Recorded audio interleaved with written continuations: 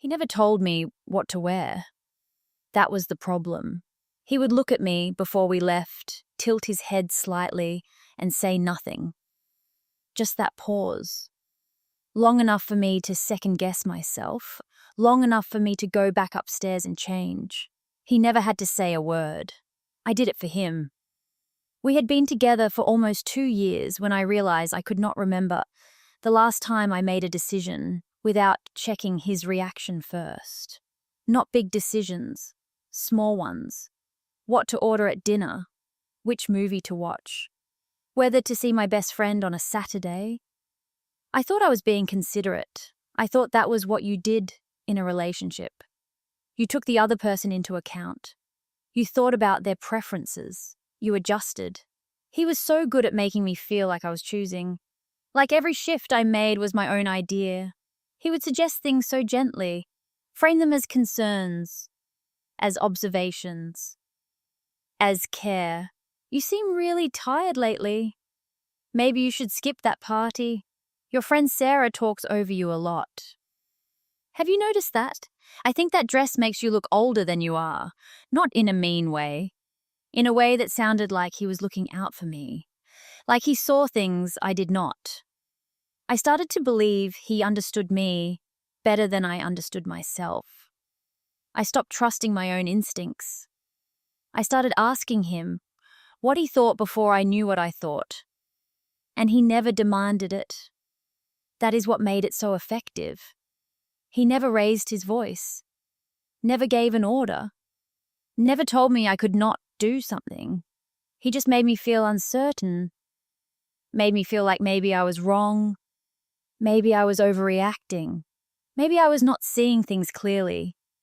He was always so calm, so rational, so willing to talk things through, and every conversation ended the same way. With me apologizing, with me realizing I had misunderstood, with me feeling grateful he was patient enough to explain.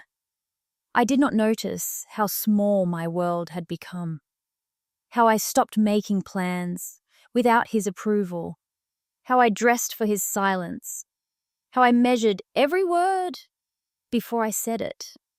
Because it never looked like control, it looked like care. It looked like someone who loved me enough to worry, someone who wanted the best for me, someone who saw things I could not. I believed that for a long time. Then one night we were at dinner with his co-workers. I said something, a joke, a harmless observation about a movie we had all seen. Everyone laughed. He did not. He just looked at me. That look, the one I had learnt to read, the one that meant I had said the wrong thing. I felt my stomach drop. I apologized immediately. I do not even know what I apologized for. I just knew I had done something wrong. His co-worker looked confused. She said it was funny. She said I should not apologize. He smiled at her. That warm smile he used with everyone else.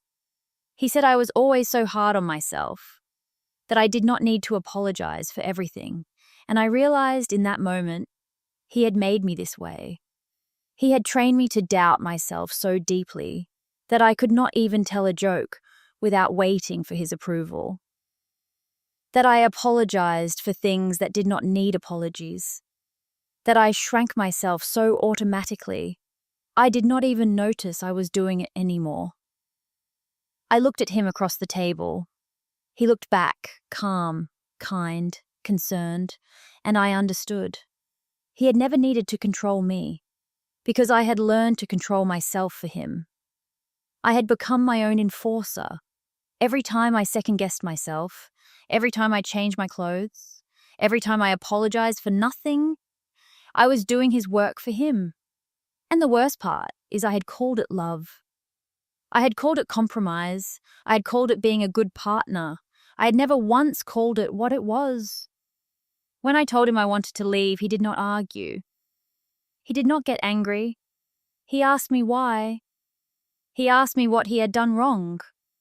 He reminded me how much he had supported me, how patient he had been, how he had never tried to change me. And he was right. He had never tried. He had just made me try. He had just made me believe that shrinking was growing, that losing myself was finding us, that his silence was my choice. I left anyway.